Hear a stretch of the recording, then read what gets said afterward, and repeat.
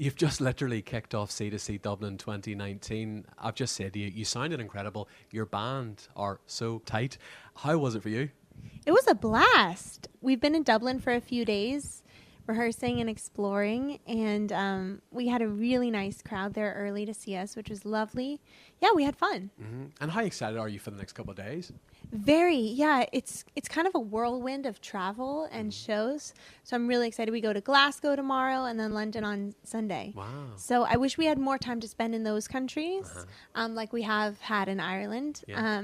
And even in Ireland, like I wish I had time to go to the countryside and explore some of the more rural areas because I'm a big nature person. But it's been a blast. So your album Bare Feet, I Yeah. mean, it came out around about this time last year. Mm-hmm. And I know you wrote all of the songs. Yes, You sir. played nearly every instrument apart from drums and bass. It was recorded in Florida. Yeah. You co-produced it with the great Rick Wake. Yes. Tell me about working with that guy because he's just a genius and a legend. He is. Rick has produced Mariah Carey and Whitney Houston Yeah. and Celine Dion and Jennifer Lopez. And so teaming up with him, I knew I would get a masterclass in production and I knew I'd be working with an incredible team. So what I didn't know is that I'd be making some of my best friends and creative collaborators, that I would really find creative collaborators that understood my vision and were able to add to it, because I'd always been such a creative control freak. Like I'd only written my own songs and produced my own records. And so finding a team that really understood where I was coming from creatively and actually had a relevant perspective to add. Because when you're an artist, there's so many perspectives and opinions. And most of them come from people who don't really truly know you and get you and what you're trying to do.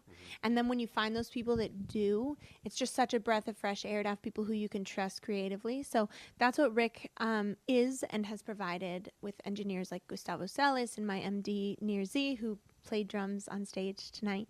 So it's a beautiful thing to have a team around you who you all share the same vision and mission.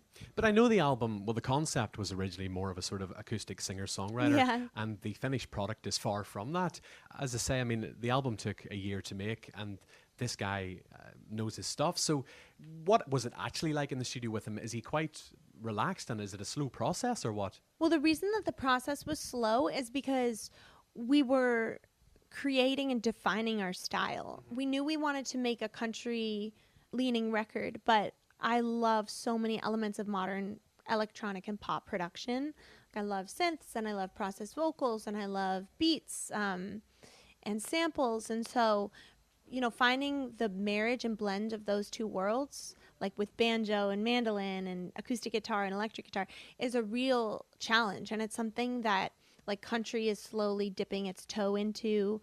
Most of the music you hear on pop radio today doesn't have any real instruments. So blending those two worlds is a really fun, challenging process. And especially at the beginning when we were just figuring out that we wanted to do that. That's why it took so long. Rick's process, he's a big picture guy. Like, he really knows what fits into a mix, what parts blend well, what parts can complement each other, versus when there's too many musical ideas in one section. Like, I tend to have a million ideas and they don't sound good altogether. Like, that was the biggest thing I learned from Rick, is like how to simplify and make, you know, the instruments that are audible, to make those the most powerful and mean something melodically or rhythmically or sonically. And that was a big learning lesson for me. And so you're originally from Connecticut, and I know you started singing at 9 and you wrote your first song at 10.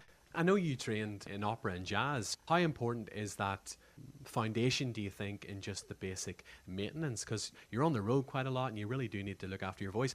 You used the right word, maintenance, and health, and taking care of yourself and knowing how to take care of your voice. And also having a technical foundation gives you the freedom of range, of tone, of dynamics. And these are all skills that a singer uses to put across emotion. So if I sing like, ah, that's one thing. If I go, like all those little things, they make you feel something. Okay. And the more technical prowess you have as a singer or musician or anything, the more you can use all those colors like a painter to make people feel something. In 2012, you kind of struck up an acquaintance with Mac McAnally, who then introduced you to Jimmy Buffett. Yeah. And I know obviously your album has been released on his label and you've toured with him. Tell me about those two guys and how significant that's been. Mac really took me under his wing, and he was the first person who put together a band in Nashville and introduced me to the session world. Right. So I had all these incredible session players who, for people who don't know, the session players in Nashville are the best musicians in the world. And their whole job is to make records. They just know how to make records. They can hear a song once and play it down and it sounds like a record. Okay. And so seeing that kind of musicianship firsthand and that kind of, I don't want to say assembly line like in a negative sense, but it really is like they just know how to make records. That's what they do. And so it was really inspiring and impressive. And then cut to several years later, I was invited to open a benefit for Jimmy in 2017 after I'd been opening for Zach Brown for that year. And we just hit it off. He invited me to come up and sing a song on stage, and it was just a special moment. And the irony is that Mac wasn't even there. Mac, I mean, God bless him, he had a heart attack the week before. I mean, they're both mentors, heroes, like my biggest supporters. And I owe my entire career right now to them and Zach Brown. Like, those are the two people who believed in me and took me out early. So, wow. But that's just like that stamp of credibility and authority, isn't it? Wow. It's very, very humbling and a big honor. You've toured with the Eagles, Tim and Faith, Kip Moore. Next month you're going out with Kenny Chesney. I know. Things are just going to go up. Thank you so much. I mean, I love touring and I love playing shows, and that's really been the bread and butter of my career thus far, and I couldn't be happier about it because it's allowed me to really grow as a performer and artist and make a direct connection with people. If you launch through radio or through social media or all these things, like, and they're wonderful platforms, but then you have to go out and meet your fans, like, and perform for them and play live for them. And so I've actually gotten to start doing that, which I much prefer, and I really love meeting people, looking them in the eyes, singing for them, connecting with them on stage.